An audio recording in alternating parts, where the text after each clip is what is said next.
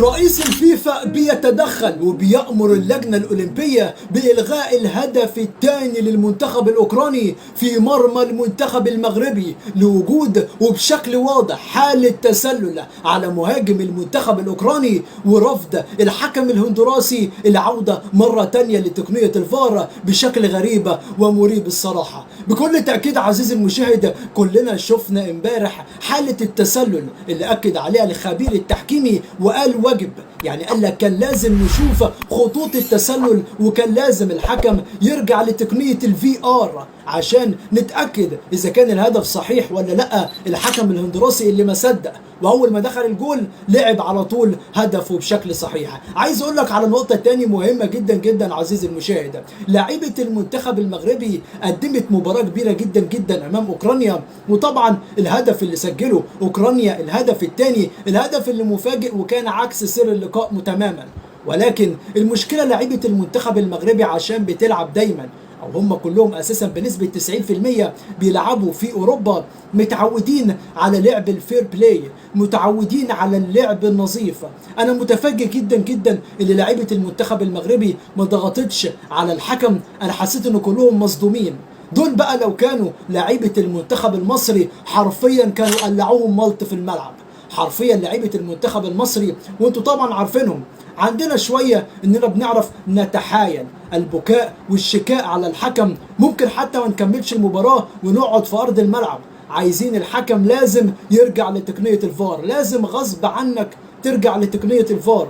لعيبة المنتخب المغربي بقول لك متعودين على الفير بلاي واللعب النظيف، ما عندهمش الشكاء والبكاء اللي بنشوفها وبشكل كبير منتشرة في شمال افريقيا على وجه التحديد، اللي هو بنضغط على حكم المباراة، يعني نقول له ارجع للفار ولو ما رجعش ما نلعبش، لازم ترجع وتتاكد لنا من الهدف دوت.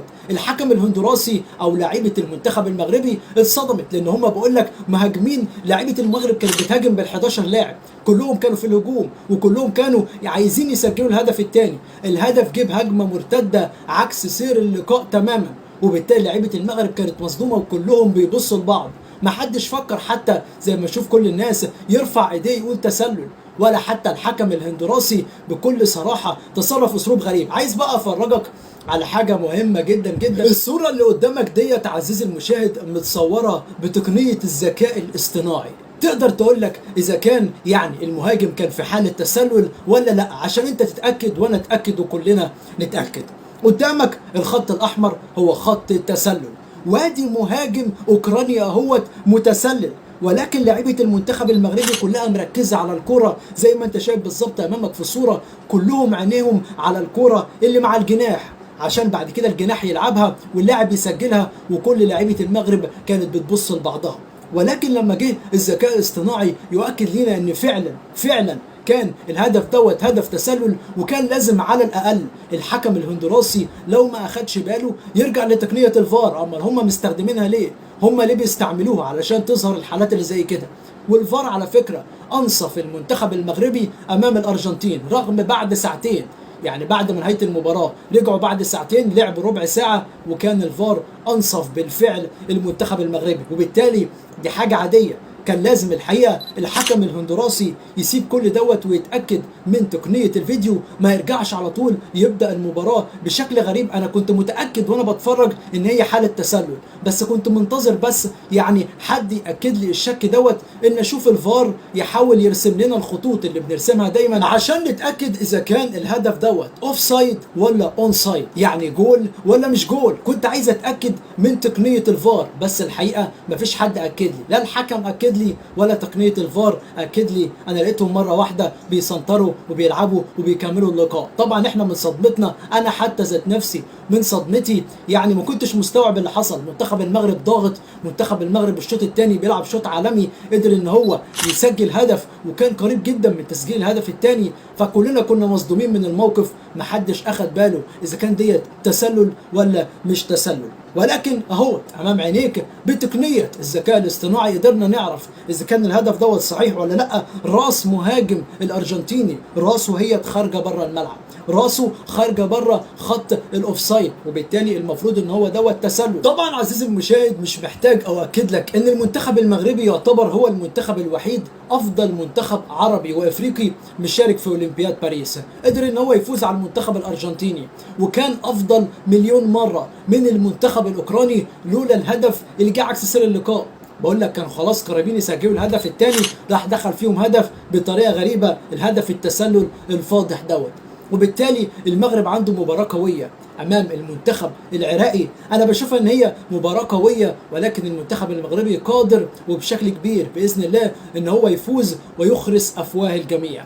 منتخب المغرب عنده الحقيقة كتيبة وقائمة محتاجة مدرب كويس، محتاجة مدرب الحقيقة مع احترامي للمغربي طارق السكتوي، ولكن المنتخب المغربي لسه عنده اللي يقدمه بصراحة. يعني أنا شايف لعيبة المنتخب المغربي إمكانياتها كبيرة، محتاجة حد يوظفها ويخليها تخدم في أرض الملعب بكل صراحة. يعني المنتخب المغربي كان مسيطر، أنا حاسس إن المغرب بيلعب فقط من غير مدرب، يعني بيلعب بس بمهارات وفنيات اللاعبين. كل لاعب من دول عنده مهارات فنيات. بنشوف سفيان رحيمي هو هداف الأولمبياد، 3 أهداف من ماتشين فقط، ومع ذلك بنشوفه بيلعب كلها مهارات شخصيه منه. اشرف حكيمي نفس الامر، منير المحمدي نفس الامر. كل لاعيبه المنتخب المغربي بتلعب بمهاراتها الفنيه وخبرتها، ولكن كتكتيك في ارض الملعب ما شفتش الحقيقه مدرب المنتخب المغربي السكتوي عامل اي حاجه خالص. وبالتالي المنتخب ده لو معاه مدرب اجنبي او حتى مدرب وطني اخر اعتقد هيقدم اداء عالمي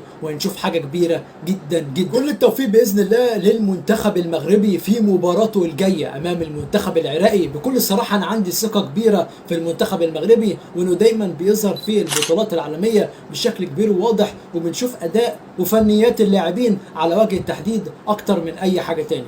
وبالتالي المنتخب المغربي يعني عنده مباراه باذن الله لو انتصر فيها هيصطدم بمنتخبات كبيره جدا جدا، ابرزهم المنتخب الفرنسي. وبالتالي عزيزي المشاهد لازم كلنا نقف في ظهر المنتخب المغربي الافريقي اللي باذن الله هو والمنتخب المصري دلوقتي يعتبر املنا فيهم كبير، لان منتخب مالي ومنتخب غينيا الحقيقه مش بيقدموا اداء كبير، وبنسبه كبيره هيخرجوا من دور المجموعات. اقرب منتخبين المنتخب المصري والمنتخب المغربي. منتخب مصر برغم سجله التهديفي الضعيف جدا جدا، يعني في مباراتين سجل هدف وحيد، ولكنه قدر انه يعمل انتصار وتعادل، يعني بنفس السيستم اللي بنلعب بيه في القاره الافريقيه بنحاول نلعب بيه في البطولات المجمعه العالميه. ولكن طبعا انتوا عارفين ان الجو دوت ما بينفعش. لو المنتخب المغربي مثلا امام الدومينيكان او امام اوزبكستان كان سجل معدل تهديف اعلى، لان المغرب عنده مهاجمين كبار، ولكن المنتخب المغربي وقع في مجموعه صعبه. منتخب اوكرانيا اللي منتخب 23 سنه، منتخب عنده قوي جدا جدا، مع الارجنتين مع العراق، مجموعه قويه، مجموعه الموت بكل تاكيد. ولو المنتخب المغربي استطاع ان هو يتاهل منها انا بالنسبه لي هقف ليه احترام وتقدير بكل صراحه. المنتخب المصري عنده يعني مجموعه قدر ان هو يتعادل 0-0 ويفوز امام اوزبكستان، سجلنا هدف بالصدفه بالحظ، وبعدين تراجعنا ووقفنا كلنا في خط الدفاع وحافظنا على الجول. المباراه الجايه عندنا المنتخب الاسباني، ده حتى الدفاع مش هينفع معاه، لازم المنتخب الاسباني نهاجم عليه. وبالتالي برضو المنتخب المصري والمنتخب المغربي باذن الله هم اكتر منتخبين قريبين جدا جدا يتاهلوا من دور المجموعات، برغم ان هم لو اتاهلوا هيصطدموا بمنتخبات كبيره جدا جدا اقوى من المنتخبات اللي قبلهم في دور المجموعات.